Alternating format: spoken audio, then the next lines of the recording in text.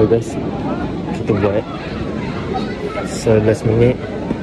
So kita nak cari Zikir dengan Mizan.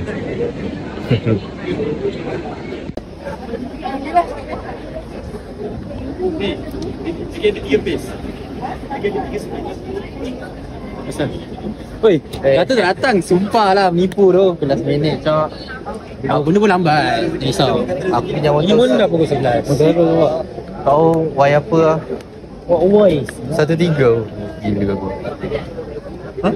1.3 top speed. Okay, dah lagi. Biasa tu.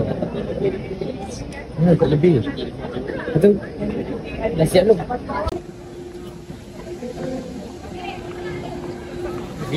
Ambil feeling lah. Oi, soal lah. Gimana ni? Jom saya. Saya yang bawa kapal terbang tu. Ni on Jais ni. Ha, dia ni on jet itu. Jais. Masya-Allah. Hei. Masya-Allah. Saya ambil gambar dulu, ambil gambar. Jom jom.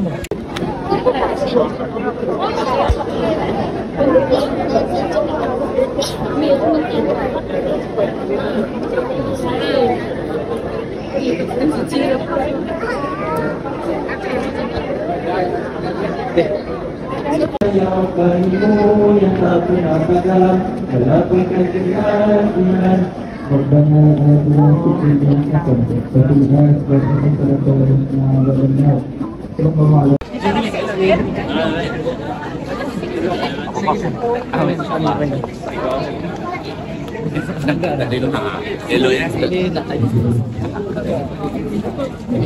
Dia risau. Berat.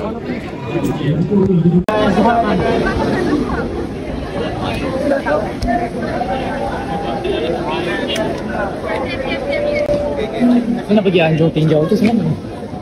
Bim, aku jumpa kau lagi pas kena besar. Baik. Abang tak ustaz lagi lah. Kau dapat tak? Ustaznya datang tapi dia ada meeting dekat Melaka. Oh. Turun boleh? Taiwan jom. Ada kawan kat sini tak kan? Oi.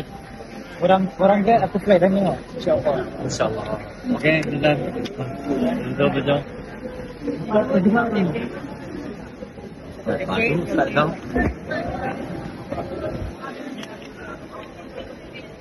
Baik, terima kasih. Saya datang jauh. Selamat.